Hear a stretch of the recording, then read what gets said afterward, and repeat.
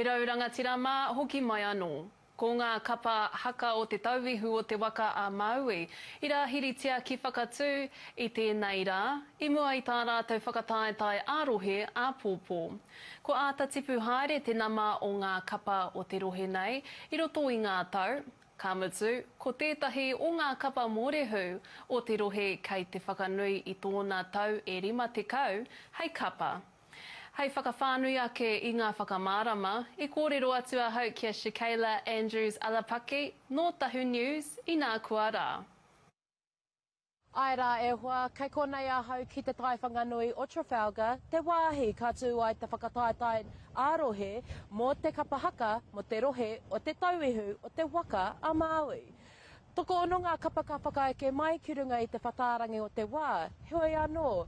I ngā pōra I tūtaki ahau ki tētahi o ngā kapa, te kapa haka o kia Ngāwari, I mua I tā rātou tū hei a pōpō. A e whakanui ana rātou I te huritau 50 o te kapa nei. Ka rere ngā poi, ka karawhiu ngā rākau. Ko te whakaharatau te mahi mō te kapa haka o kia Ngāwari. It's been a challenge, but you know, with everything that we tackle in Te Ao Māori, there is a challenge. But it was more so understanding what kia Ngāwari and their legacy was.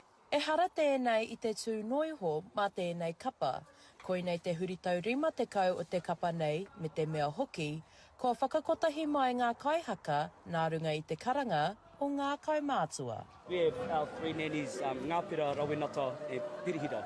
They are our mentors in everything that we do. Being that they have been there for 50 years, you know, they still sit in our practices from morning through to crack of dawn. No te tau 1974, whakatū ai a Pirihira rawa ko Joe Paul me tā rātou whānau I te kapa nei hei hāpai I te reo me ngā tikanga ki roto o Te Tauihu o Te Waka o Maui. To bring our families together, to increase our own knowledge of our reo, of waiata, of harmony, all those nice things.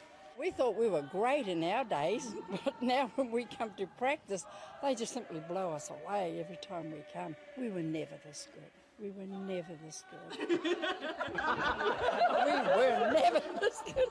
But we did win a prize at Matatini. So we can always say that.